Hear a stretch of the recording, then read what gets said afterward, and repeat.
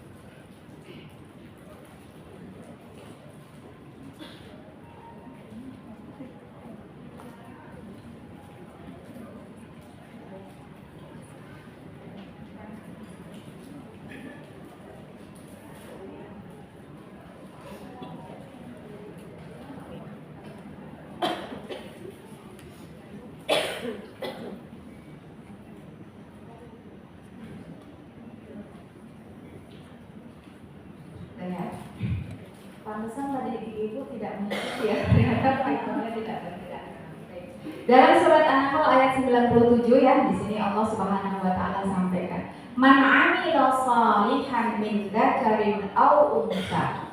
Ya. Siapa saja yang amila itu punya aktivitas. Amal itu adalah aktivitas. Ya. Shalihan. Nah, ini bedanya aktivitas kita sebagai muslim dan non muslim. Sebagai muslim itu amalnya, aktivitasnya harus solid. Amal yang solid itu memenuhi 2 syarat. Syarat yang pertama adalah al-ikhlasu lillah. Jadi kita pergi meninggalkan rumah, sampai di sini bekerja melayani pasien dan yang macam-macam itu harus diniatkan lillah. Apalagi kita kan bekerjanya ambil full time ya Bu ya. Itu kalau ini tidak ada rugi kita. Masalahnya mungkin bisa jadi 3/4 hidup kita ada di sini. Betul tidak? Nah, ini harus ikhlas lillah. Bagaimana cara ikhlas lillah? Di antaranya ada ketika mau berangkat jangan lupa bismillah. Ya. Kita mulai dengan bismillah. Kenapa? Karena Rasulullah SAW sampaikan kullu amrin dubalin la yabda'u bi bismillahi faqad aqta. Semua urusan yang tidak dimulai dengan bismillah itu akan menjadi sia-sia. Jadi bismillah ini mantra yang penting gitu ya. Tapi jangan dimaknai sebagai mantra bila ya Bu ya. Ini maksudnya itu sangat seperti mantra gitu ya. Penting bagi seorang muslim. Kemudian yang kedua adalah atba'uhum li syariatillah. Apa yang kita lakukan ini tidak boleh keluar dari prinsip-prinsip ya, yang ditetapkan dalam syariat kita, dalam agama kita. Ikhlas iya, tapi kalau ternyata ada yang keluar dari prinsip, ini tidak diterima juga, bukan sebagai amal soleh. Jadi amal soleh itu tidak bisa diterjemahkan. Ya amal soleh saja, maksudnya bukan bisa diterjemahkan amal yang baik, tidak bisa, tidak sama. Karena baik belum tentu benar. Ya, tapi kalau soleh itu pasti baik dan pasti benar. Oke. Kata Allah di sini minda karin au unta, tidak ada diskriminasi. Apakah itu laki-laki ataukah perempuan? Wahwal mu'min, asalkan dia beriman ya. Falanuhyiyannahu hayatan thayyibah. Maka Allah janjikan untuknya kehidupan yang baik di dunia maupun akhirat. Karena dibentuk katanya, kebetulan saya guru bahasa Arab jadi dia indefinitif. Artinya ketika kita punya aktivitas memenuhi 2 syarat tadi dan pelakunya adalah seorang yang beriman, kita akan diberikan kehidupan yang baik di dunia maupun di akhirat. Ya, wala najziyannahum ajrahum bi ahsani ma kanu ya'malun. Sudah diberikan itu kehidupan yang baiknya sebagai bonus, ditambah lagi bonus pahala yang besar di sisi Allah Subhanahu wa taala. Ya. Kemudian di ayat surat An-Nisa ayat 124 juga Allah sampaikan di sini, wa may ya'mal minas shalihat. Ya. Kalau tadi bentuknya indefinitif ya. Amalan sholihat. Kalau ini minas sholihat ya. Amal yang banyak tapi ditentukan di dalam Islam, karena tidak semua amal apalagi untuk perempuan boleh dilakukan. Ada batasan-batasannya. Tidak semuanya dilarang, tapi juga tidak semuanya boleh dilakukan ya.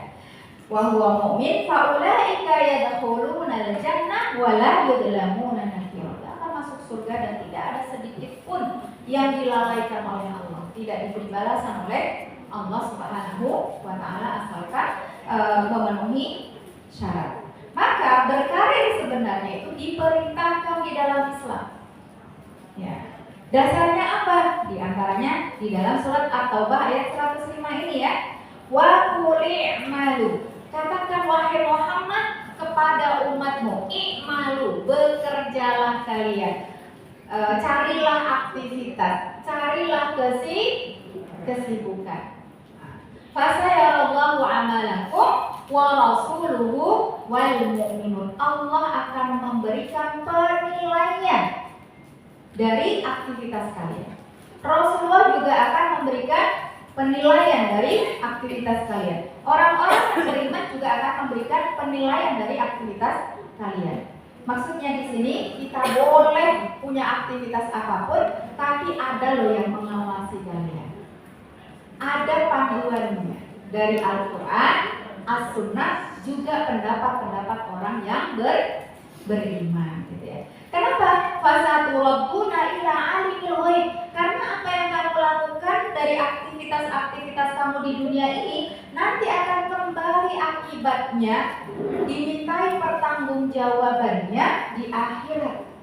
Ya. Alimil ghaib ketika sudah tidak ada lagi di dunia nyata ini, tapi di dunia yang lain. Ya, dunia ghaib ya.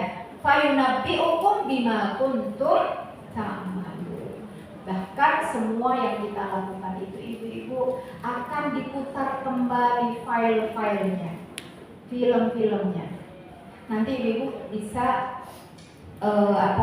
menyaksikan di YouTube ya. Ada podcastnya Ari Untung, mungkin sebagian sudah menyaksikan, dengan Ustadz Edi Santoso ya, yang pernah mengalami mati suri. Ada yang sudah pernah menyaksikan ceritanya? Belum? Nah, nanti bisa disaksikan. Kalau kita menyaksikan itu, rasa-rasanya kita sudah tidak ingin lagi ini dan itu.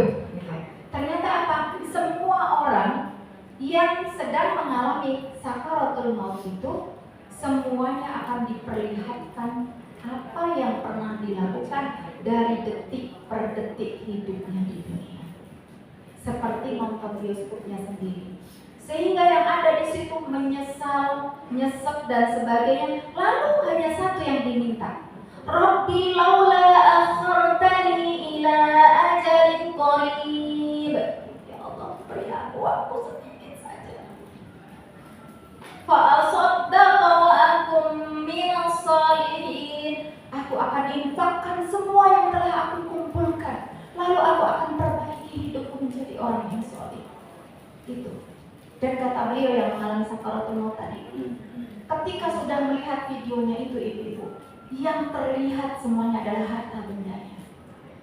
Sampai pun uang 1.000 rupiah di kantong dia. Untuk apa? Rasanya semua ini dikumpulkan dan diserahkan ke jalan Allah Subhanahu wa Ta'ala untuk menebus kesalahan-kesalahan yang pernah dilakukan tersebut sehingga dia bisa selamat dari hisab. Itu. Dan kalau kita menyimak beberapa pengalaman orang yang mengalami sakaratul maut, yang dia itu dihidupkan kembali oleh Allah, semuanya ceritanya sama. Tapi kan orang yang mengalami sakaratul maut dan bisa kembali ke dunia itu bisa jadi 1.000.000 orang saja. Itu sebagai pelajaran buat kita. Bahkan kalau kita mengkaji Al-Quran, tidak hanya ungkapan itu diucapkan oleh orang-orang yang sedang sakaratul maut, bahkan ketika sudah di alam kubur, di alam barzakh pun mereka, kalau ada yang bisa mendengar, pengen kembali ke dunia. Apa yang diinginkan? La'alli a'malu sholihan fima taraktu. Seandainya aku bisa masih memiliki kesempatan untuk beramal soleh yang selama ini masih aku tinggalkan. Tapi kata Allah, kalla, itu tidak mungkin terjadi. Kenapa? Innaha huwa kalimatun huwa qailuha. Itu hanya omong kamu saja, karena kamu ketika di dunia kesempatan panjang sama juga main-main saja gitu ya. Wa min waraihim barzakhun ila yaumi yub'atsun. Sekarang saja kamu bilang seperti itu karena kamu sedang berada di alam barzakh. Ya, tidak mungkin. Barzakh itu apa sih? Pembatas yang tidak bisa tembus. Makanya di dunia ini ada dua lautan yang berbeda rasa. Bainahuma barzakhun la yabghiyan, karena dia tidak tembus ya. Bisa dipotret garisnya, tapi kita tidak tahu di mana pembatasnya. Itulah gambaran antara dunia dengan ya, jadi di sini maka kenapa semua aktivitas kita tidak boleh keluar dari prinsip Islam.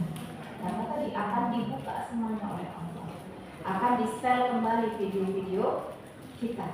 Yang ini kalau dalam akidah orang non tidak ada. Nah, di dalam surat At-Taghabun ayat 8 kita disampaikan za'amal ladzina kafaru an la yub'atsu. Jadi selama orang itu kafir, mereka tidak yakin bahwa ada kebangkitan setelah kematian. Maka Rasulullah punya tugas, kul bala, Wa rabbi latub'atsunna, katakan pada mereka itu, kalian pasti akan dibangkitkan. Tidak hanya sampai di situ. Tsumma latunabba'unna bima 'amiltum, tapi semua yang pernah kamu lakukan akan diputar kembali oleh Allah Subhanahu wa taala. Diperlihatkan dan dimintai pertanggungjawaban. Fadzalika 'alallahi yasir, dan itu bagi Allah sangatlah mudah. Ya. Makanya ibu-ibu, kalau di dunia ini kan yang biasa tidak ngantri siapa ibu? Yang biasa tidak ngantri siapa bu? Yang kalau mendapatkan sesuatu selalu serba bisa cepat. Siapa ibu? Siapa?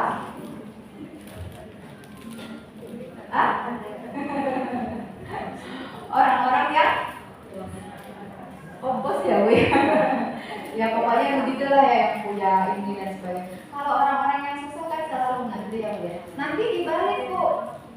Kalau di surga itu yang pertama-tama masuk adalah al-fuqara, al-masakin, wal-du'afa. Orang-orang yang lemah. Sebaik-baiknya muslim, sedermawan-dermawannya dia, kalau dia kaya tetap antrinya setelahnya. Diberi waktu. Yang miskin-miskin itu setengah hari dulu masuk surga dulu, senang-senang dulu setengah hari, dan setengah harinya itu sama dengan 500 tahun. Makanya kita tahu dari dulu ceritanya Abdurrahman bin Auf. Kenal Abdurrahman bin Auf? Kenal bu? Dia itu selalu berdoa dan berusaha untuk menjadi miskin, tapi tidak pernah berhasil. Kenapa? Dia adalah sahabat yang dijamin masuk surga, tapi kata Rasulullah dia harus masuk surga dengan merangkak. Padahal nanti jenengan cari, sedekahnya sangat luar biasa, sangat luar biasa, dan dia tidak ingin kaya. Sampai pengen jatuh miskinnya, itu suatu hari beliau itu pula kurma busuk bu. Dia rugi bu, dia nggak jadi kaya lagi bu. Tapi qadarullah memang dia ditakdirkan kaya. Nah ketika justru beliau itu pula kurma busuk itu bu, pada saat itu para tabib sedang mencari kurma busuk untuk obat. Lagi-lagi bati gitu ya, untung jadi nggak bisa miskin. Bayangkan sampai takutnya seperti itu. Karena khusus harta itu nanti pertanyaannya sangat auditnya itu detail, dari serupiah per rupiah itu, dari mana ke mana, dari mana ke mana, itu paling detail adalah harta gitu ya. Nah ini akan diputar kembali oleh Allah Subhanahu wa taala. Nah kalau kita petakan sebagai seorang muslimah, itu kita memiliki 4 peran dalam hidup ini ya. Ada 4 peran pokok kita yang kalau dijelaskan ya banyak gitu ya. Yang pertama sebagai muslimah kita memiliki peran 1, abidatun lillah. Ya, ini sama muslim atau muslimah laki-laki atau perempuan sama. Kita adalah hamba Allah. Tentunya hamba Allah berarti kita memiliki kewajiban-kewajiban. Allah memiliki hak dari kita. Ya. Kemudian yang kedua adalah ri'ayatun lil abna. Perempuan ini memiliki peran dan tanggung jawab sebagai apa? Pendidik anak. Meskipun sebenarnya mendidik itu juga berkolaborasi ya, nggak bisa perempuan saja dong atau ibu saja ya, tetap peran suami juga. Tapi al-ummu hiyal madrasatul ula. Ibu adalah pendidik pertama dan utama. Ya. Kemudian yang ketiga, waziratun lizzauj. Ya. Perempuan muslimah memiliki peran sebagai pendamping suami, partner, bukan asisten, partner. Ya. Maka kenapa dalam Islam kalau menikah itu sebaiknya sekufu? Ya karena dia partner, bukan konco wingking. Nah beda. Kalau orang Jawa kan bilang konco wingking ya. Wah ini nggak pas banget tuh. Kalau dalam Islam perempuan itu disebut rabbatul bait. Selain partner adalah rabbatul bait. Manajer rumah itu adalah istri. Bukan hanya manajer, bendahara juga. Dan sebaiknya di dalam rumah itu bendaharanya perempuan. Karena kalau laki-laki khawatirnya kalau dia pegang uang berlebih, kalau bukan untuk membahagiakan istrinya, bisa untuk membahagiakan istri lain. Meskipun sekarang dunia ini sudah terbalik juga ya Bu ya, ternyata ada juga loh perempuan yang membahagiakan suami orang lain. Astagfirullahaladzim. Luar biasa ya. Kemudian yang keempat, ya perempuan muslimah memiliki peran sebagai ukhtan lil mujtama. Dia sebagai anggota masyarakat yang harus juga memberikan peran dan kontribusinya di masyarakat yang dia tinggali tersebut ya. Kemudian bagaimana wanita berkarir di luar rumah? Saya bertanya ini Bu, tadi motivasi berkarir ya, berkarir atau dalam kita ya bekerja ya, bisa bekerja. Apa saja Bu motivasinya selain untuk mendapatkan apa tuh tadi? Nafkah, gaji. Apa Bu? Ada yang bekerja di sini atau berkarir di sini yang punya motivasi selain gaji atau salari ada? Ibadah, masya Allah, luar biasa. Kalau ibadah itu sudah pasti ya, karena dalam surat Ad-Dariyat ayat 56 sudah jelas. Wa ma khalaqtul jinna wal insa illa liya'budun. Itu sudah jelas, sudah clear ya, bahwa kita diciptakan karena kita sudah tercipta itu memang hanya untuk ibadah. Yang saya tanyakan, ibadah ini motivasinya apa? Kan ibadah juga ada motivasinya. Orang misalnya biasanya sholat biasa aja kok, kali ini sholatnya khusyuk banget sih. Ada motivasinya mungkin. Oh mungkin kemarin habis kajian, atau mungkin pas dilihat Pak Direktur mungkin. Pas mertua datang bisa jadi loh ya. Pekerjaannya sama tapi motivasinya berbeda. Maka kan Rasulullah sampaikan innamal a'malu binniyat. Bahkan dititipkan oleh Rasulullah wa innamal likulli imrin ma. Ada orang berhijrah sama-sama. Man kana hijratuhu ilallahi wa rasulihi fa hijratuhu ilallahi wa rasulihi. Wa man kana hijratuhu lidunya yusibuha aw imra'atin yankihuha fa hijratuhu ila ma hajara ilaihi. Ada orang sama-sama berhijrah. Motivasinya tidak sama ini Bu. Yang satu memang ilallah wa rasulih, yang satunya karena wanita yang dia sudah jatuh hati sama dia. Atau dia pengen kehidupan, penghidupan, pekerjaan dan sebagainya. Nah, selain untuk tadi supaya dapat gaji atau motivasinya bermanfaat untuk orang lain. Terus apa lagi Bu? Nah, saya kasih pilihan ya. Ada beberapa ini dari survei. Yang pertama, ada orang berkarir itu untuk menyalurkan hobi. Berkarir itu tidak selalu di sini loh Bu ya. Berkarir itu menghasilkan karya, mengembangkan potensi. Misalnya nih, sekarang nih, ya anak-anak sekarang itu punya hobi video editing. Itu dia kembangkan. Seperti anak saya itu, meskipun kuliahnya di bidang syariah, dia punya hobi editing video sehingga dia terima endorse, gitu ya. Nah ini juga berkarir, tapi karirnya yang ini menyalurkan hobi, tapi hobinya positif.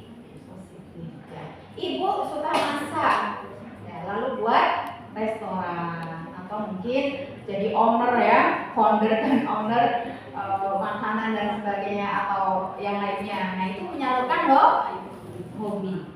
Sekarang rata-rata kalau masak malahan bukan ibu ya, yang pinter-pinter dan jago-jago masak itu kenapa sekarang itu kebanyakan laki-laki. Apakah dunia ini juga sudah terbalik begitu ya? Kemudian ada yang mengembangkan bakat. Ya. Kan setiap kita diberikan potensi oleh Allah, bakat yang berbeda-beda. Nah ini dikembangkan terus-menerus. Ini juga akhirnya menjadi karir yang cemerlang. Makanya kalau berkarir kok itu hobinya, itu bakatnya juga, itu biasanya bisa melejit, gitu ya. Kemudian ada yang meningkatkan karirnya, dia punya target-targetnya. Misalnya kalau dosen itu jadi lektor, kepala lektor dan sebagainya, ya. Kalau mungkin PNS juga ada ya, pangkatnya A1, A2 dan sebagainya, ya. Sehingga dia disiplin sekali. Oh ini saatnya naik jabatan dipenuhi nih ya. Itu ada untuk karir gitu ya, sampai guru besar sampai apa gitu. Nah, yang paling banyak mungkin ini ya untuk kebutuhan hidup. Atau bahkan yang terakhir untuk memenuhi kebutuhan masyarakat. Kadang-kadang kan kalau kita yang bekerja itu kadang iri ya, kayaknya enak ya di rumah begitu ya. Tapi kan pasien menunggu, ya, rumah sakit menunggu, atau yang guru anak-anak menunggu ya, mahasiswa menunggu. Nah itu dibutuhkan oleh masyarakat. Jadi ada berbagai motivasi kita dan semua motivasi ini baik ya, karena di dalam surat Al-Jumu'ah ayat 10 sendiri Allah sampaikan di sini sekaligus sebagai panduan bahwa kita dalam berkarir bekerja harus seimbang dengan akhirat. Maka perintah untuk bekerja ini diperintahkan setelah sholat. Fa'idha qudiyatis sholat fantashiru fil. Nah, kalau sudah selesai sholat, maka menyebarlah di muka bumi ini. Untuk apa? Wabtaghu min fadlillah. Carilah karunia Allah. Ya, karunia itu sangat banyak sekali ya. Ya, silakan tadi mau untuk menyalurkan hobi boleh, meningkatkan karir boleh ya, mengasah bakat dan potensi juga boleh gitu ya. Yang terpenting di sini ibu-ibu sekalian, sebagai seorang muslimah, salah satu prinsip hidup kita adalah at-tawazun. Apa? At-tawazun. Tawazun itu artinya apa? Seimbang. Seimbang. Tapi karena kita semua tahu dunia dan akhirat ini sebandingkah? Apakah dunia ini sebanding dengan akhirat? Tidak. Maka seimbangnya berbeda. Redaksi yang digunakan oleh Allah di sini sangat jelas ya di sini. Wa bataghi fima ataqallah daral akhirah. Untuk urusan akhirat harus kamu kejar. Harus kamu buat target. Wala tansa nasibaka minad dunya. Bahasanya ringan ya. Tapi kalau untuk dunia tidak untuk dikejar. Ya, tidak untuk dikejar. Hanya apa? Jangan dilupakan. Kan sudah beda. Karena tidak sebanding. Sebab sekarang ini bahkan tidak sedikit orang yang motivasi bekerjanya, berkarirnya untuk keluarga, tapi dalam perjalanan karirnya dia kehilangan keluarga. Ngeri, banyak bu yang seperti itu. Ya, anaknya dititipkan entah gimana, ya, istrinya ketemu kapan dan sebagainya ya.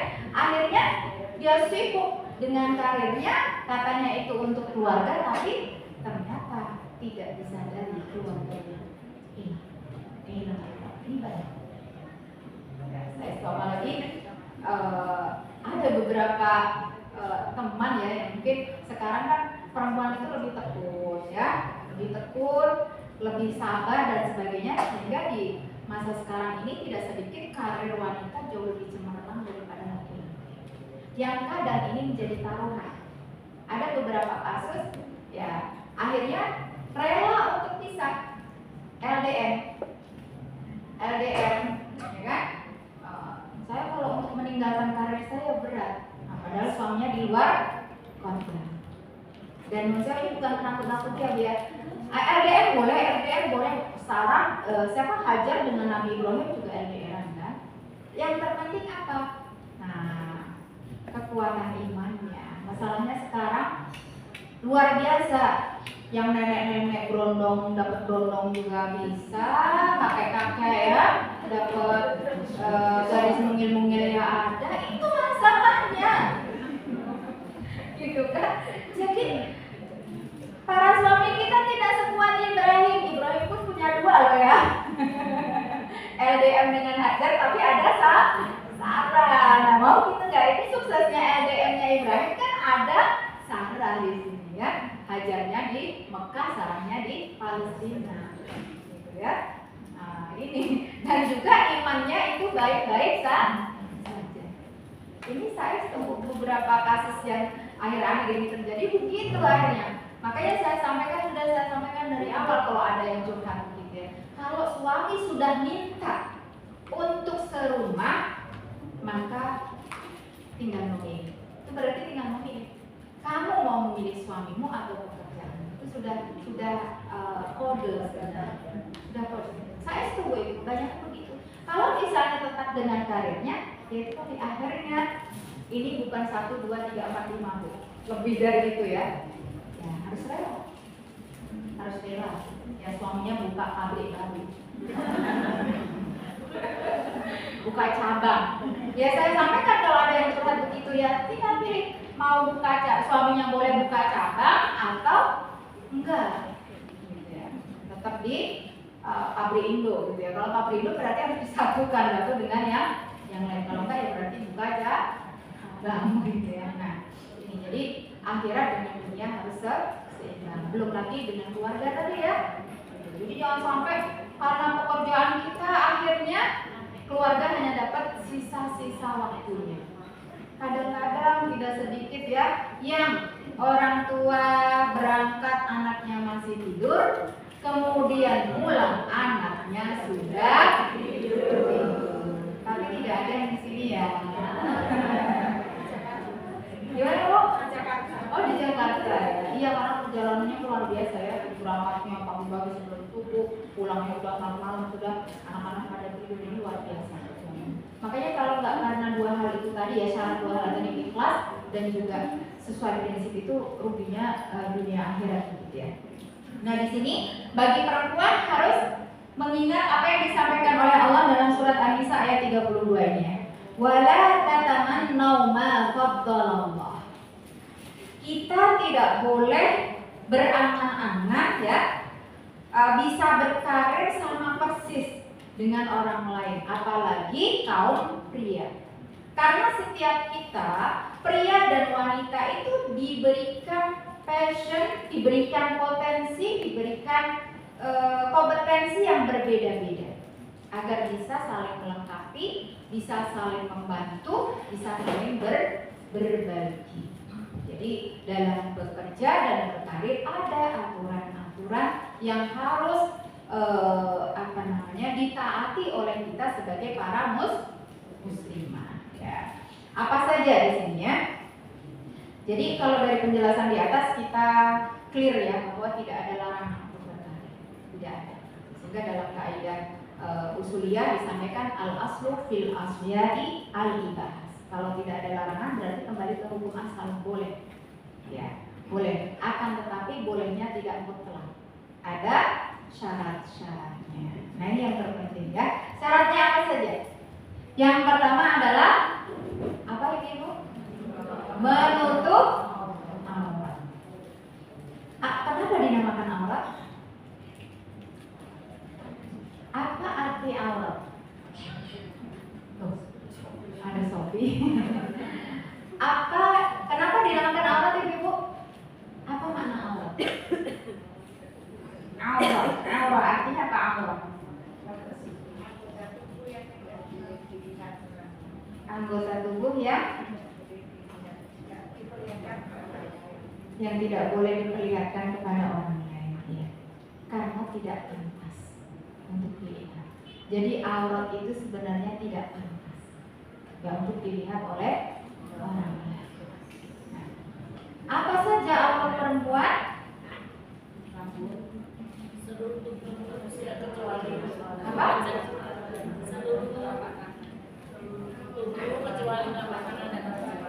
Seluruh tubuh kecuali muka dan telapak tangan. Ya itu menurut jumhur.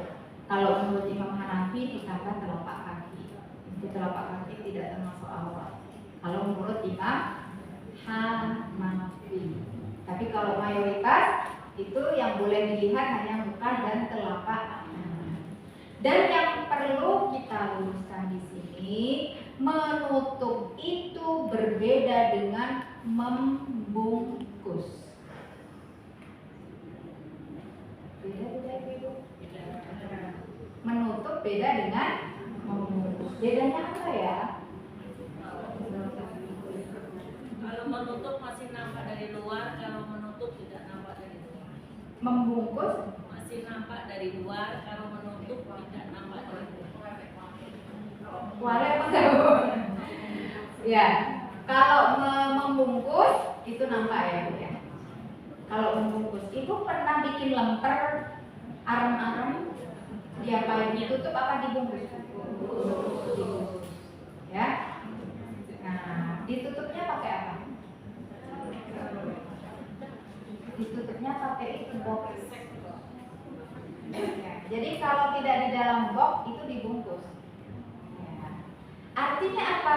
Ketika kita memakai pakaian menutup semuanya, tapi bentuk kita itu terlihat, itu namanya membungkus. Lekuk-lekuknya kelihatan, itu namanya membungkus. Kalau menutup itu tidak terlihat. Nggak ada bungkus arang-arang itu omber gitu ya, nggak ada. Pasti press body. Nah, maka di dalam Islam panduan dalam menutup aurat itu ada di 2 ayat. Satu surat An-Nur ayat 31 ya, ini ada. Kemudian yang kedua surat Al-Ahzab ayat 59. Singkatnya, ini nanti sampai jam berapa? Masya Allah, ini sudah jam 2 ya? Karena asalnya 2:30. Jadi singkatnya, perempuan itu dalam berpakaian harus ada 2. Satu adalah kerudung, 2 adalah gamis atau jilbab. Tapi di Indonesia sudah salah kaprah. Ini namanya kerudung, himar. Ini namanya jilbab, gamis. Kita menyebutnya ini jilbab. Ya kan? Nah, untuk kerudung, ini kerudung ya. Kerudung yang harus kita pakai itu harus menutupi, ini di kerudungnya di An-Nur ayat 31 ya. Harus menutupi 3 bagian. 1, leher. Jadi kalau kita pakai jilbab kita bilang ya, jilbab seperti ini ya, yang segi 4, itu sebaiknya penitinya tidak lurus, Bu. Apalagi di rumah sakit kan sibuk nih. Itu kalau kita banyak beraktivitas biasanya lehernya terbuka di sini. Maka ditaruh di sini, ini selain cantik ya, fashionable, ini juga aman syar'i. Ini karena menutup, mengamankan. Kalau lurus ini kadang kelihatan. 1 leher yang nggak boleh nampak. 2 pundak. Ya, pundak harus ditutup. 2 dada. Terutama dada ini jadi prioritas yang harus ditutup. Karena nun sewu. Ketika Al-Quran berbicara tentang surga, itu kan ada sungai, ya, buah-buahan dan sebagainya. Kalau bapak-bapak dijelaskan tentang menariknya surga hanya karena pemandangannya, sungainya, makanannya, buah-buahannya itu masih melongo. Tat, ada yang lain nggak, Tat? Kalau disebut wakawa'iba atroba itu baru melek semua. Apa itu wakawa'iba atroba? Dan gadis-gadis yang payudaranya menonjol kencang.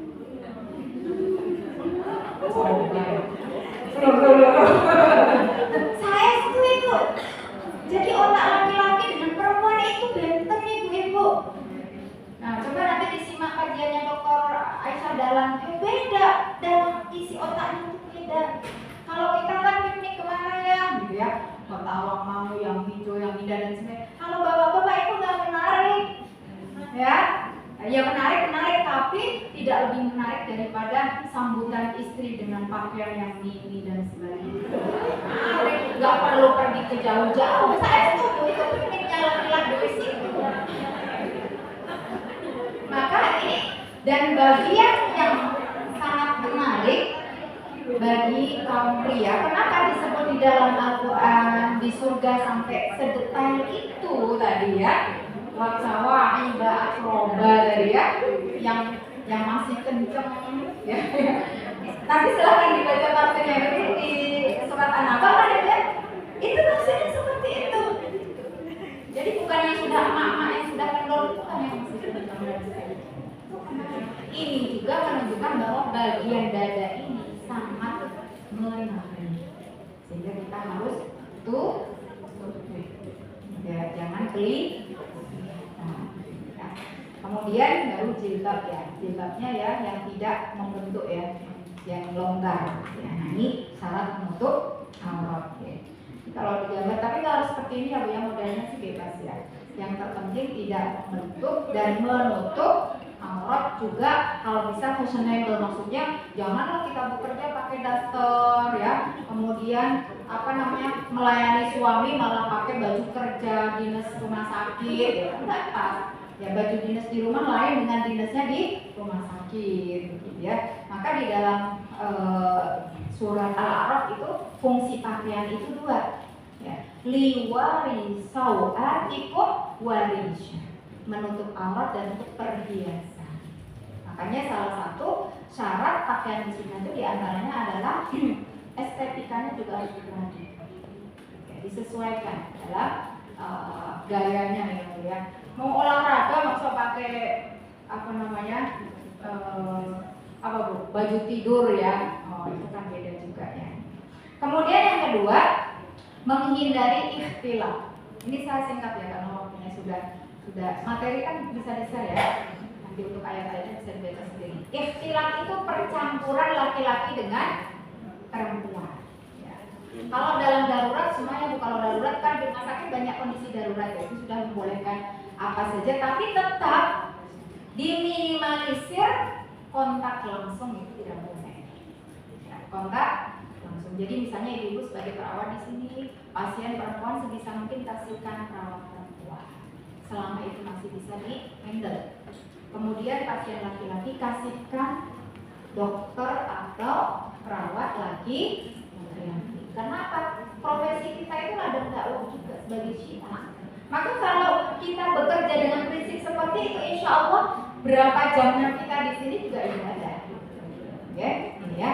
Ikhtilaf itu bercampur baur, ya, berdesak-desakan, ya, itu dihindari. Nah, juga khalwat, jangan pergi dinas, apalagi luar kota ya, berdua saja di dalam mobil. Nah, ini kalau sering-sering, itu harus syaitan. Kenapa? Ini banyak kasusnya ya. Karena kadang-kadang nih suami itu lebih betah dengerin curhatan istri orang daripada istri sendiri. Begitu juga sebaliknya. Sehingga tidak sedikit terjadilah perselingkuhan dengan teman sejawat sekantor. Karena sering berinteraksi, apalagi interaksi di luar itu pasti baunya wangi. Kalau di dalam rumah itu kan bau berambang, bau kasih, kadang begitu kan? Kan kita nggak mungkin keluar bau-bau yang begitu kan? Nah, otomatis di luar ya pastinya didapat bau-bau wangi. Nah, itu syaitan jadi pihak ketiganya. Maka Rasulullah wanti-wanti betul lah ya keluar rajulun. Jangan sampai ada seorang laki-laki ya berduaan di imro'atin dengan perempuan illa wa ma'aha du mahramin minha wa salituha syaitan. Ada lanjutan dari hadis ini. Berdua saja meskipun itu dalam tugas ya. Karena apa? Yang ketiga itu nanti syaitan. Nah, khalwat sekarang itu bisa fisik, bisa non-fisik. Makanya sekarang ada ide berhubungan jarak jauh juga bisa. Misalnya ada video call. Ya. Kemarin ada yang tanya ke saya, suaminya ke laut. Bagaimana caranya untuk memenuhi itu? Padahal secara normal kan untuk berhubungan badan itu secara normal ya. Itu kalau di Tibbun Nabawi saya kira juga tidak bertentangan dengan teori medis secara umum ya. Itu 2 kali dalam sepekan. Paling tidak itu kan 2 kali dalam sepekan. Nah ini kalau misalnya melaut 6 bulan kok tidak dipenuhi ya pasti ada akibatnya. Gitu ya. Makanya paling sekarang ada sarananya itu bisa dilakukan melalui video call, tapi tidak boleh direkam karena rekaman itu bisa tidak selamat lah kalau direkam ya. Itu kemarin ada yang konsultasi ke saya di majalah Hadiah Jawa bulan lalu ya. Asal tidak boleh direkam. Jadi haram bagi kita merekam hubungan intim. Meskipun alasannya untuk koleksi pribadi tidak bisa, karena HP itu bisa dicuri orang, HP itu bisa hilang, HP itu bisa disadap, HP itu bisa diretas. Kalau rusak ditaruh di tempat ini, ya servis bisa dibuka juga. tetap tidak diperbolehkan seperti itu, karena salah satu yang dilarang dalam Islam adalah menceritakan ya hubungan intim dengan orang lain, apalagi merekam itu sudah otomatis ya. Nah, ini tidak diperbolehkan. Jadi kalau ada tugas laki-laki perempuan sebaiknya ada pihak yang ketiga. Jangan berdua saja. Ini para ibu-ibu yang memiliki wewenang memberikan tugas, tolong dikontrol yang seperti ini karena tidak sedikit terjadi di situ. Ya. Juga kalau kita keluarkan bau wangi ya Bu ya. Kita meskipun nggak bau wangi kita menjaga agar badan kita tidak tercium nggak enak gitu ya. Maka jangan ketika baru semprot bicara dekat-dekat. Ya, itu otak laki-laki langsung terganggu. Ini sudah dilakukan riset. Jadi para pekerja laki-laki itu kehilangan fokus pekerjaannya ketika satu mencium bau wangi, dua melihat hal-hal yang seksi. Itu sudah dimasukkan riset. Makanya di dalam Al-Quran salah satu manfaat berpakaian yang menutup aurat itu apa? Dzalika adna ayyurafna fala yu'dzain. Selain sebagai identitas bahwa kamu adalah muslimah, kamu akan jauh dari pelecehan. Itu sudah bisa dibuktikan. Jadi perusahaan-perusahaan, bahkan perusahaan Eropa itu nggak pada mau pekerjanya pakai pakaian seksi kalau ke kantor itu ternyata menurunkan prosentase prestasi kerja kaum pria. Nah sampai segitu, masya Allah ya, efek daripada aturan Islam. Yang ketiga, karena kita perempuan, ini wajib. Kalau kita mau berkarir di luar rumah harus atas izin wali, apalagi kalau sudah menikah sudah pasti harus izin suami. Yang di sini sudah memastikan ya bahwa suami kita mengizinkan. Kalau belum Bu akan menjadi tidak barokah. Dan tidak barokahnya akan menghilangkan ridho suami. Padahal suami itu neraka dan surga kita setelah kita menikah. Dan bagi suami pastinya kalau izinnya baik memenuhi syarat pasti akan diizinkan karena para suami harus mengizinkan ya mereka yang meminta izin. Kemudian yang keempat, tidak melalaikan kewajibannya sebagai istri dan ibu. Dalam rumah tangga itu ada pekerjaan-pekerjaan yang bisa didelegasikan, ada juga yang tidak bisa didelegasikan. Ya kan? Jangan sampai semua didelegasikan ke asisten rumah tangga. Nanti bisa jadi sampai melayani suami juga akan diambil alih oleh dia. Makanya ada 6 pelayan. Masih ingat ya Ibu ya? Dan ini ada dalam dunia nyata gitu ya. Jadi harus dipilah dan dipilih. Kalau sekarang saya masalah laundry ada, udah bisa didelegasikan gitu ya, beres. Masalah masak ada ya, bobot dan sebagainya gitu ya. Nah, yang tidak bisa didelegasikan itu apa? Mendidik anak-anak. Ya. Tapi kita bisa berkolaborasi dan bersinergi. Sekarang ada tahun pendidikan yang di situ juga pengasuh-pengasuhnya terdidik dengan baik, nah itu bisa bersinergi. Tapi tetap kalau anak masih usia-usia balita itu yang paling utama adalah ibu.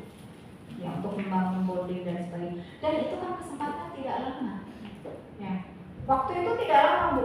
Saya baru ingat kemarin anak saya masih ngantar jemput sekolah gitu. Ini sudah mau menikah ya. Itu kayak nggak percaya gitu. Ketika ada laki-laki yang memintanya untuk menikah, saya itu sampai ini beneran nih. Kok kayak mimpi gitu ya. Jadi anak saya sudah mau menikah ya. Nah seperti itu. Jadi itu nggak terasa waktu berlalu begitu cepat. Maka dinikmati. Harus tahu prioritas ketika kecil ya kita di rumah. Nanti nih kalau sudah anak-anak dewasa ya sudah SMP apalagi itu kita free kok. Karena sudah dihandle oleh sekolah-sekolah ini ya. Kemudian juga yang tidak bisa didelegasikan apa? Termasuk menyusui ya. Menyusui ini nggak bisa didelegasikan gitu ya. Ya kalau sekarang alhamdulillah kita kan bisa pakai ini ya. Apa itu namanya? Kambing, alhamdulillah. Meskipun sebenarnya beda loh sebenarnya. Karena pemberian ASI yang dengan botol dengan langsung itu beda. Karena ketika langsung di situ ada bonding antara ibu dengan dan itulah jasa yang diakui oleh Allah di dalam Al-Quran. Selain daripada mengandung, melahirkan adalah menyusui. Dan jasa ini jasa yang sangat berharga sekali. Kalau tidak berharga nggak sampai Rasulullah itu menunda eksekusi seorang pezina perempuan dengan alasan agar dia menyusui anaknya. Kan ada kisahnya, seorang pezina perempuan dia mengaku dirinya berzina lalu hamil dan datang dia pengen dihukum supaya bebas dari tanggungan ya, terus sampai melahirkan, setelah melahirkan disuruh menyusui sampai 2 tahun baru dilakukan eksekusi, dilacak karena dia sudah menikah. Jadi orang menikah selingkuh itu tidak punya hak hidup sebenarnya dalam Islam, sampai seperti itu ya. Ini tidak bisa didelegasikan. Kemudian juga harus saling melengkapi ya dalam mendidik anak. Kemudian yang kelima, syarat kita berkarir atau bekerja dalam Islam itu harus sesuai dengan fitrah kita sebagai perempuan. Kita tidak boleh ya berkarir, bekerja di bidang-bidang yang itu tidak pas dengan fitrah kita sebagai kaum Hawa. Contohnya apa Ibu? Tahu? Teknik? Bisa, insya Allah teknik. Misalnya di Indonesia menjadi yang pekerjaan berat, ya buruh bangunan, misalnya itu tidak pas ya. Atau yang dia pekerjaannya teknik tapi yang harus manjat-manjat ya, yang harus naik-naik atau apalah begitu ya. Insya Allah kita bisa memilah dan memilih mana yang sesuai dan mana yang tidak. Tapi mayoritas masih sangat banyak ya yang sesuai dengan perempuan. Malahan kadang ada profesi-profesi yang sebenarnya sangat membutuhkan perempuan, tapi kita anggap itu tidak sesuai dengan fitrah kita. Misalnya di kepolisian itu ada bidang perempuan khusus. Jadi perempuan juga ada yang memang khusus ya. Penjahat kan tidak semua laki-laki kan, ada perempuannya juga gitu ya. Nah seperti itu. Kemudian di sini selaku fitrah juga kita tidak boleh ya menyerupai kaum pria. Ya dari sikap kita, dari berpakaian kita, itu kita harus berbeda dengan laki-laki. Tidak hanya profesinya tapi juga penampilan kita. Kemudian yang keenam, amanah dan profesional. Ya, amanah dan profesional karena apalagi kita di sini para dokter ada sumpah dokter ya. Perawat juga ada sumpah. Semua ASN ada sumpah jabatan. Nah, itu sebenarnya kita sedang berjanji dengan Allah Subhanahu wa taala. Yang nanti dimintai pertanggungjawaban. Silakan dibaca poin-poinnya apa di sana. Itu adalah amanah ya. SOP bagaimana kita harus bekerja gitu ya. Dan di dalam Islam sendiri harus ditunaikan wa aufu bil ahdi innal ahda kana mas'ula. Tepatilah janji kamu, sumpah kamu, karena semua janji dan sumpah itu akan dimintai pertanggungjawabannya. Kemudian yang terakhir adalah bersungguh-sungguh dan profesional. Nah, kalau kita memang berkarir, ya ada yang kita tinggalkan, ya harus juga berkarir yang bersungguh-sungguh, jangan setengah-setengah, harus profesional. Islam mengajarkan kita untuk profesional, karena salah satu amalan yang disukai oleh Allah adalah inna ahabbal a'mali adwamuha, yang terus-menerus ya kita lakukan. Juga di sini innallaha yuhibbu 'amala 'amilin an yutkinahu. Jadi orang yang disukai oleh Allah adalah ketika dia bekerja, ketika dia berkarir, ketika dia berkarya itu ditekuni ya sampai pada ahli begitu ya. Nah, ini sangat dibutuhkan sehingga diharapkan di sini selalu ada upgrade ya. Upgrading supaya kita meningkat ya kemampuan dan keahlian kita, dan ini sesuai dengan panduan Islam. Saya kira itu ya yang bisa saya sampaikan pada siang sampai sore hari ini. Mungkin masih ada waktu kita bisa dialog barangkali. Semoga ini bisa bermanfaat untuk saya pribadi juga ibu-ibu sekalian ya. Semoga kehadiran kita di sini ya, untuk bekerja, untuk berkarir, semuanya bernilai ibadah yang diterima di sisi Allah. Karena yang dikhawatirkan Rasulullah itu bukan karena kita tidak bisa beribadah, Tapi yang lebih dikhawatirkan adalah apabila ibadah kita tidak diterima. Ya. Tidak diterima karena dua syaratnya tadi ya, keikhlasannya dan juga prinsip-prinsip aturan-aturan yang harus kita jaga, ternyata kita tidak menjaganya. Sebab aturan-aturan itu dibuat untuk kebaikan kita dunia akhirat, untuk keselamatan kita dunia akhirat, untuk kebahagiaan kita dunia dan akhirat. Maka Allah Subhanahu wa taala sampaikan dalam surat Toha ya, ma anzalna 'alaikal qur'ana litashqa. Al-Qur'an itu diturunkan sebagai panduan kamu, bukan agar engkau menjadi orang yang sengsara. Artinya adanya panduan dalam Al-Quran itu agar kalian bahagia. Sehingga di tafsir ayat ini para mufassir mengatakan bahwa bahagia dan tidak bahagia seseorang itu sangat tergantung pada bagaimana interaksi dia dengan Al-Quran. Ya, menjadikannya sebagai panduan ya dalam hidupnya. Demikian Ibu yang bisa saya sampaikan, kurang lebihnya mohon maaf yang sebesar-besarnya. Nanti materi bisa di-share oleh panitia karena sudah saya kirimkan kemarin ya. Semoga bermanfaat. Wabillahi taufiq wal hidayah wa ridha wal inayah wa afu minkum wa barakallahu fikum. Wassalamualaikum warahmatullahi wabarakatuh.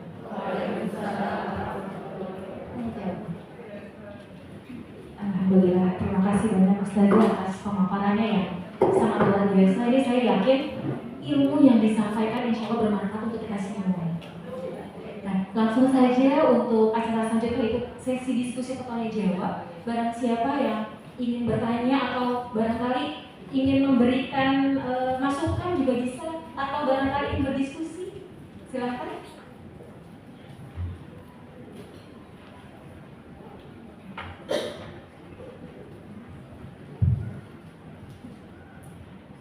Halo Ustazah, saya Farha dari BPDS Bintang.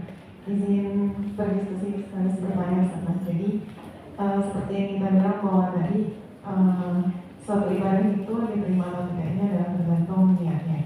Dan niat kita adalah ikhlas karena Allah, dimana ikhlas itu kan berarti murni ya Ustazah, tidak tercampur dengan sesuatu apapun. Nah tapi misal kita itu meniatkan juga, tadi kan ada banyak sekali motivasi untuk kerja. Ada misalnya untuk aktualisasi diri, kemudian untuk memang mencari penghidupan bagi keluarga misalnya. Apakah ketika banyak niat tambahan tersebut itu berarti kita tidak ikhlas karena artinya kan niatnya bercampur begitu saudara. Terus kemudian izin pertanyaan yang kedua saudara. Jadi misal saya sedang di sini kan sedang pendidikan, saya berniat pendidikan ini adalah suatu usaha saya juga yang saya niatkan untuk Allah. Nah ketika pendidikan ini kan prosesnya panjang ya sebenarnya, jadi selama sekitar 4 tahun. Nah apakah ketika niat yang saya ucapkan di awal pendidikan itu cukup untuk sebagai satu niat yang dihitung untuk seluruh perjalanan dari pendidikan, atau memang setiap harinya itu saya harus meniatkan kembali seperti itu. Terima kasih. Assalamualaikum warahmatullahi wabarakatuh.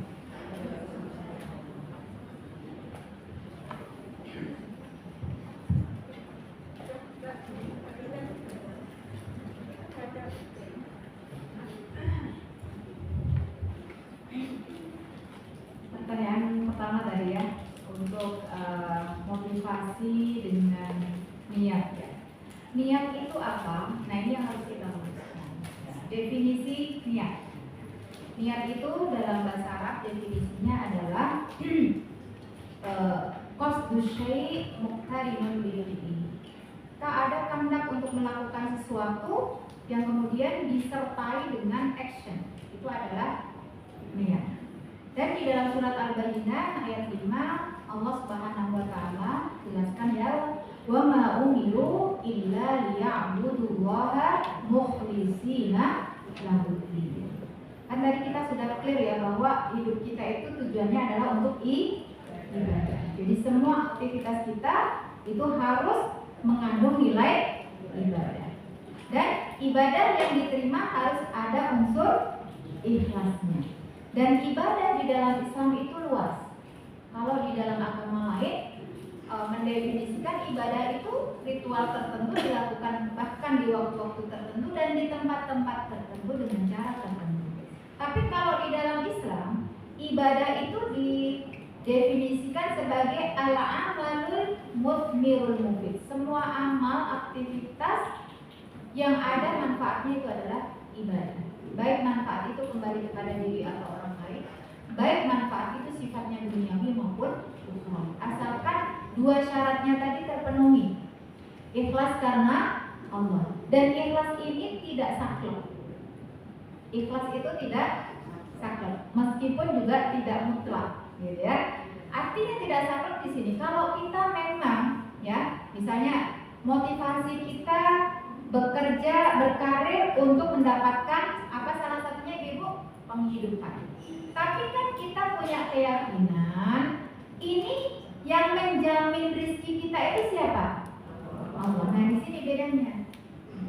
Jadi kita bekerja bukan semata-mata untuk mencukupi kebutuhan, tapi kita melakukan ikhtiar yang diperintahkan oleh Allah Subhanahu wa Ta'ala. Adapun penjamin kehidupan kita adalah Allah.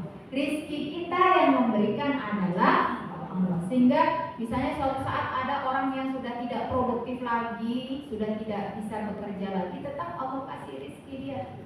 Ya, dengan orang yang mendatangi dia, yang menengok dia, yang simpati sama dia dan sebagainya. Jadi di situ yang bisa membedakan ya, yang boleh dengan yang tidak boleh. Jadi jangan sampai, apalagi kalau kita perempuan ya ibu ya, kita nggak boleh bekerja dengan niat untuk menafkahi keluarga. Kalau yang sudah menikah itu tidak diperbolehkan. Kenapa? Karena kewajiban memberikan nafkah itu siapa yang wajib? Tapi kita bertujuan membantu, meringankan ya beban dan tanggung jawab suami. Maka tadi harus izin dulu. Ya, kita sedekah kalau caranya kita kan sifatnya kalau belanja atau apa untuk keperluan keluarga itu sifatnya sedekah. Ya, sedekah itu ya harus benar-benar dengan cara yang benar. Maka kalau suaminya tidak menghendaki kita bekerja ya tidak boleh. Karena kan kita sedekah, sedangkan dia tidak membutuhkan sedekah itu. Tapi sekarang kan pekerjaan tidak harus mengeluarkan kita dari rumah, ya kan? Dan kalau setahu saya di Solo ini memang lebih baik perempuan itu punya pekerjaan, tapi pekerjaan yang tidak harus mengeluarkan dia dari rumah. Ya ada statement orang yang tidak bekerja, perempuan yang tidak bekerja di Jawa ini terutama Solo itu kurang dihargai. Lalu sebenarnya Bu. Kadang-kadang ada pun gitu ya, keras ya. Kadang-kadang ada statement wong wedok ki aja mau ngatung tok. Sudah-sudah jaluk masih kurang. Nah ini misalnya kalau kita apa namanya punya pendapatan kan paling tidak untuk kita ya. Karena apa? Uang suami itu uang istri, tapi uang istri uang istri. Itu. Jadi kita kan nggak ribet ya. Mau beli ini minta gitu kan. Apalagi kalau kita di rumah sama mertua ya. Nah, ini kalau bukan anaknya menantu perempuannya yang stres, orang tuanya yang stroke. Apalagi kalau istrinya tidak bekerja, bisa tambah stroke itu mertuanya ya. Katanya loh, nggak tahu itu ada statement begitu, mungkin pakai riset data juga mungkin ya. Tapi katanya bisa dipertanggungjawabkan dari penelitian itu. Jadi, nah seperti itu. Jadi apa yang membedakan antara boleh dengan tidak boleh ya motivasi di dalam bekerja kita. Kemudian untuk studi, apakah kita harus niatkan sekali niat dari awal atau setiap kali? Niat itu bisa berubah tidak hanya bahkan dalam sehari, dalam 1 jam saja bisa berubah. Maka di dalam ajaran kita ada syariat namanya tajdidun niyah, perbaharui niat kamu. Kenapa? Karena misalnya kita berangkat bekerja, ibu kita sudah bismillahirrahmanirrahim ya, niat lillah. Terus tiba-tiba ada orang yang, ya Allah ibu cantik sekali dan sebagainya, itu bisa merubah niat kita, ya. Bisa merubah niat kita. Atau kita masak lillah ya, kemudian suami kita, ih mama masakannya hari ini enak banget, oh berarti kemarin nggak enak ya. Nah itu bisa merubah niat kita, maka harus diperbarui. Ya, maka yang menjadi musuh ikhlas itu apa? Riya, sum'ah, ujub gitu ya. Dan di dalam Islam yang justru sering merugikan kita itu pujian. Pujian itu bisa menjatuhkan. Kalau kritik itu bisa membangun. Betul tidak? Maka Rasulullah SAW mengajarkan kepada kita doa saat kita dipuji. Gimana doanya? Ibu masakannya enak, ibu rajin sekali ya, ibu cantik, ibu baik. Kan kalau kita bisa melayang-layang gitu ya. Nah, gimana supaya tidak melayang-layang? Ada doa yang diajarkan oleh Rasulullah. Rabbi la tu'akhidni bima yaqulun. Ya Allah, jangan jadikan ucapan-ucapan mereka, pujian-pujian mereka itu saya yang menanggung akibatnya. Amalan saya jadi tidak diterima, ya, jadi sia-sia. Waj'alni khairan mimma yadun, dan jadikanlah aku lebih baik dari apa yang mereka nilai. Sudah pernah dengar doa itu? Rabbi la tu'akhidni, kan ada di akhir surat Al-Baqarah itu juga ya, Rabbana la tu'akhidna. Rabbi la tu'akhidni bima yaquluna waj'alni khairan mimma yadunnun. Itu doa ketika kita dipuji. Karena saya yakin di sini banyak orang yang baik. Orang yang baik itu titik kritisnya di sini. Kalau dipuji orang bisa menghilangkan ibadah dia. Ya. Jadi kalau dia tidak dipuji dia akan bokro, kalau dipuji dia akan semangat. Nah itu secara tidak sadar akhirnya lilahnya tersingkir. Ya, maka tajwid dunia itu diperlukan. Ya, kalau kira-kira ada yang merubah niat kita ya diperbaharui lagi untuk niatnya lillah. Maka kalau kita makan lupa baca bismillah di awalnya kan langsung kita baca ya di tengah-tengahnya bismillahi awwaluhu wa akhiruhu. Ini artinya di tengah-tengah aktivitas kita pun itu bisa terlupakan niat lillah. Begitu ya Ibu ya. Ya tapi tidak harus setiap saat setiap waktu ditajwid, sesuai dengan kebutuhan ya, sesuai dengan kebutuhan. Terima kasih Ustazah atas penjelasannya. Jadi kita harus sering-sering memperbaiki niat kita di Ustazah supaya tetap pada jalurnya, tidak menjadi niat-niat yang lain. Ya. Apakah sudah terjawab dokter atas pertanyaannya? Barangkali mau ada yang bertanya kembali? Kalau belum ada, saya bertanya boleh ya Ustazah? Izin bertanya Ustazah. Tadi kan untuk mencari rezeki sebetulnya kan itu adalah tugas dari suami ya Ustazah. Namun bagaimana bila suami malah yang silakan istri yang bekerja, saya di rumah mengurus anak, itu seperti bagaimana Ustazah? Terima kasih. Baik. Kalau mencari rezeki itu diperintahkan untuk semuanya. Mencari rezeki. Karena nafkah dengan rezeki itu berbeda. Rezeki itu adalah semua hal yang mendukung untuk hidup. Kebahagiaan juga rezeki, jodoh juga rezeki, ya, ilmu juga rezeki ya. Ini kita luruskan supaya tidak beda persepsi ya. Tapi kalau nafkah itu kewajiban suami. Kewajiban suami. Namanya kewajiban, kalau tidak ditunaikan maka dia berdosa. Karena kewajibannya siapa yang melakukan Allah? Liyunfiq du sa'atin min sa'ati wa man qudira 'alaihi rizquhu falyunfiq mimma atahu Allah. Itu perintah sangat jelas. Liyunfiq kalau dalam bahasa Arab itu mudhari' maqrun bila bil amr, hukumnya wajib. Bagi yang longgar dia harus sesuaikan. Masa gaji 50 juta belanja istri 2 juta ini nggak sesuai apa ya? Sampai begitu. Ini sampai ditentukan loh sama Allah. Liyunfiq du sa'atin min sa'ati. Bagi yang gajinya banyak kasih istrinya nafkah juga banyak. Wa man qudira alaihi rizquhu, bagi yang disedikitkan oleh Allah, berikan apa yang diberikan oleh Allah sesuai dengan kemampuan kamu. Dan di akhir ayat itu dikatakan juga oleh Allah, la yukallifullahu nafsan illa wus'aha. Jadi tidak ada boleh menuntut di luar kemampuan, gitu ya. Nah, kalau ada kasusnya kewajiban suami diberikan kepada istri, ya. Kemudian tugas istri dihandle sama suami, ya itu tergantung, ya.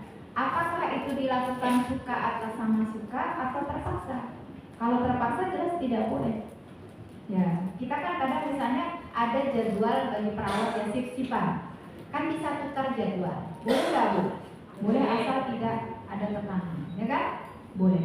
Tapi sebenarnya kenapa Allah mewajibkan nafkah itu tulang punggungnya suami? Itu sudah disesuaikan dengan fitrahnya.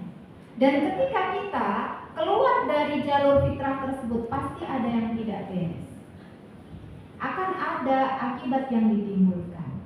Nah, misalnya suami yang mengurus anak-anak, padahal yang mengetahui seluk-beluk tentang anak-anak ini semahir-mahirnya suami tidak sama seperti ibu, tidak sama. Ya, apalagi menyusui ya, sampai sekarang ada ide baru gitu ya, wajahnya pakai potretnya ibunya, terus kemudian di sininya dikasih daster ibunya, sampai segitunya kan, berarti ini memang bukan fitrahnya laki-laki gitu.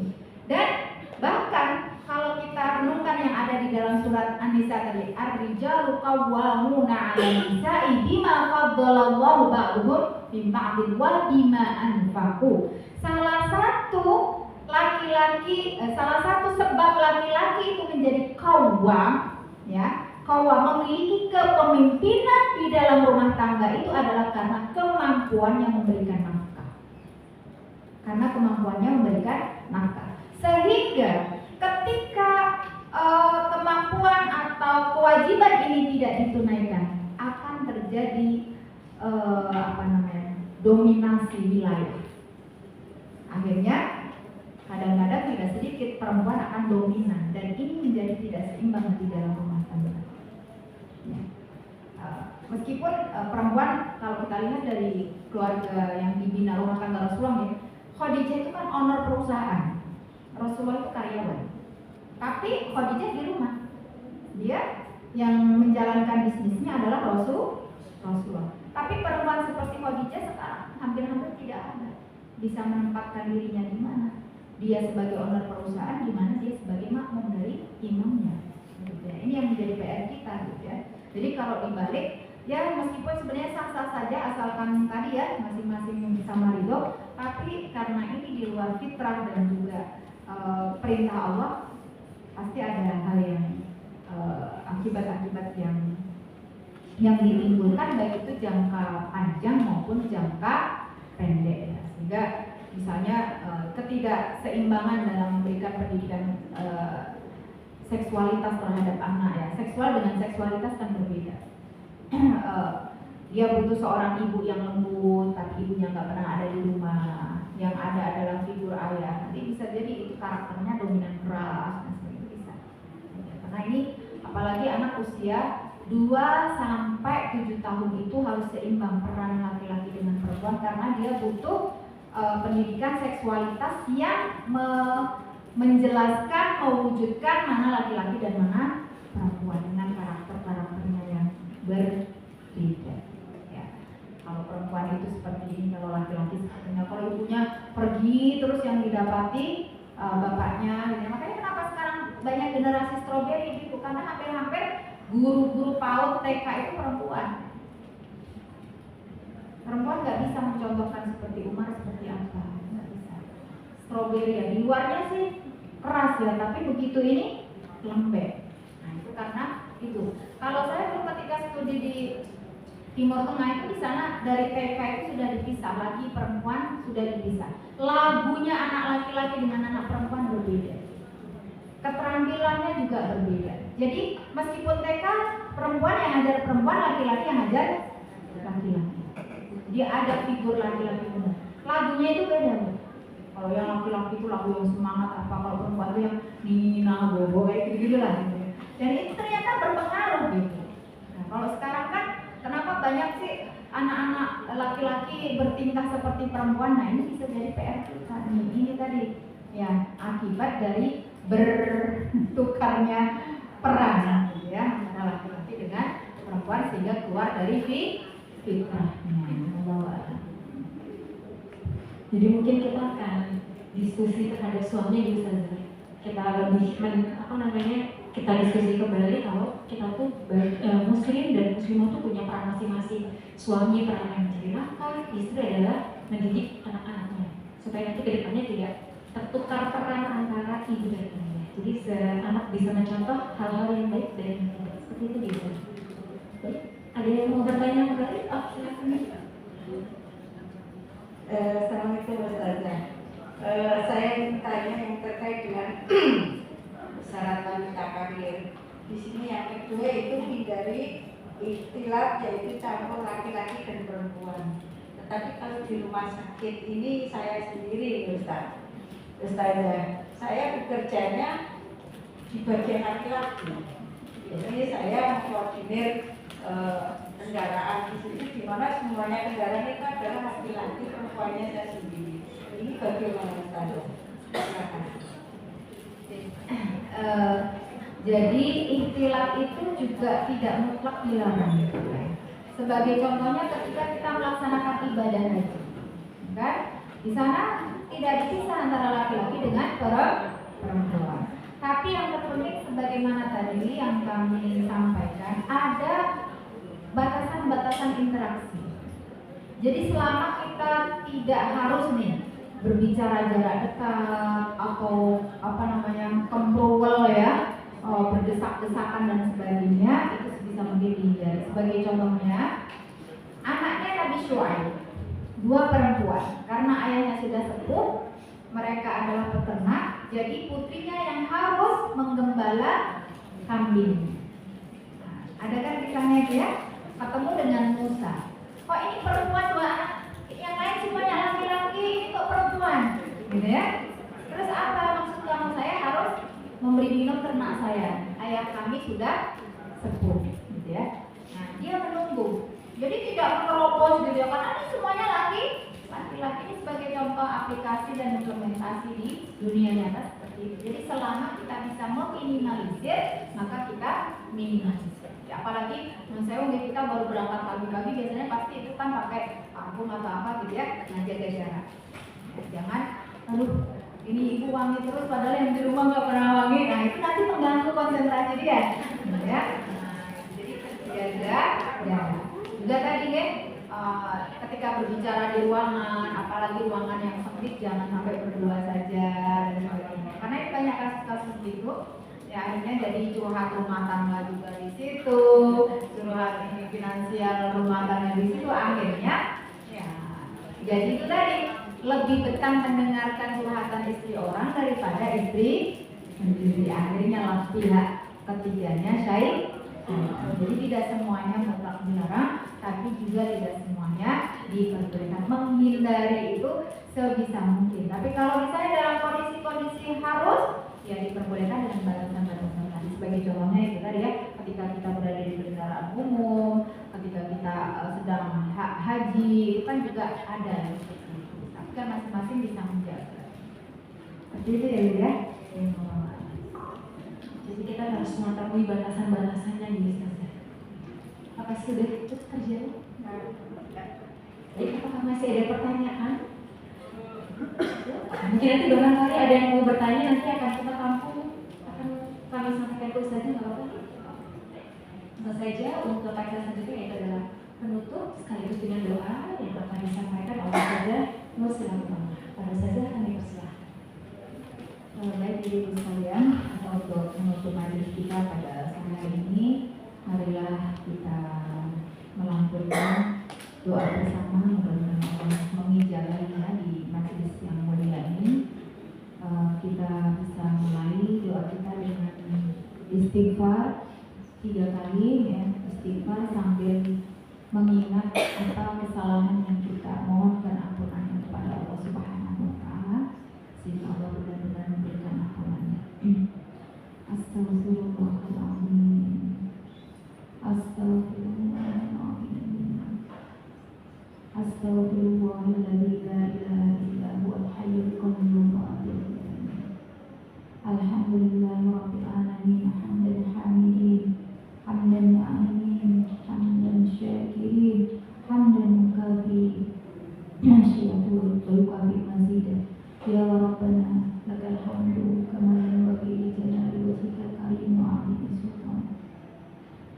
raditu billahi rabban wa bil islami dinan wa bi Muhammadin nabiyyan wa rasulah.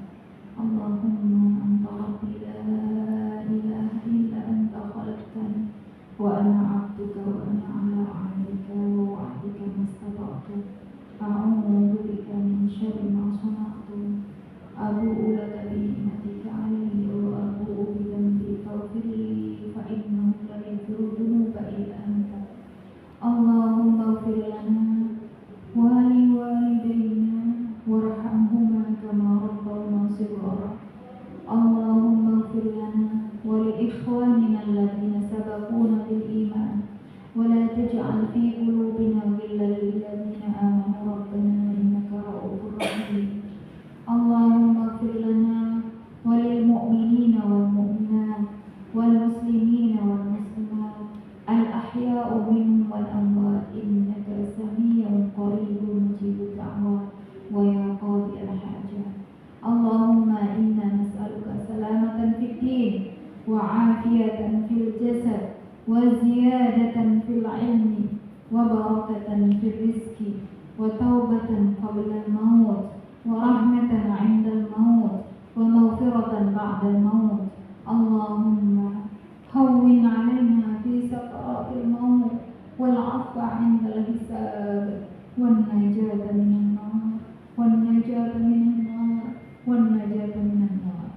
Allahumma aslih lana dinana alladhi huwa asmatu amrina wa aslih lana dunyana allati fiha ma'ashuna wa aslih lana akhiratana allati ilayha ma'aduna waj'al al-hayata ziyadatan lana fi kulli khair waj'al al-mauta rahatan lana min kulli syarr. Allahumma la tada' lana dhanban illa ghafartah wa la hamman illa farajtah wa la daynan illa qadaytah wa la maridan illa shafaitah wa la hajatan laka fiha ar-ridha wa lana fiha as-salah illa qadaytaha wa yassartaha ya arhamar rahimin. Allahumma ansur ikhwanana fi Gaza. Allahumma aqbal syuhada'ahum. Allahumma arham mayyitahum. Allahumma shfi mardahum. Allahumma kafkif jirahahum. Allahumma ansurhum nasran aziza ya arhamar rahimin ya mujibas sa'ilin. Allahumma ansur al-mujahidina fi kulli makan wansurhum nasran aziza wansurhum nasran aziza. Rabbana hab lana min azwajina wa dhurriyyatina qurrata a'yun waj'alna lil muttaqina imama waj'alna lil muttaqina imama. Rabbi ij'alni muqimas salati wa min dhurriyyati rabbana wa taqabbal du'a. Rabbana atina fid dunya hasanah wa fil akhirati hasanah wa qina adzaban nar. Subhana rabbika rabbil izzati amma yasifun wa salamun 'alal mursalin walhamdulillahi rabbil alamin. Al-Fatihah.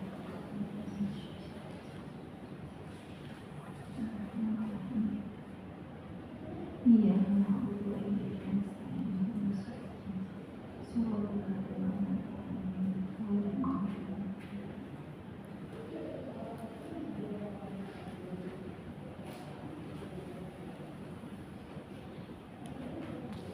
Assalamualaikum warahmatullahi wabarakatuh.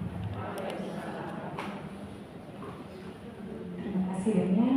Saya selaku MC mohon maaf. Mudah-mudahan ilmu yang disampaikan dapat bermanfaat dan dapat mendekatkan kita menuju jalan yang Allah. Amin.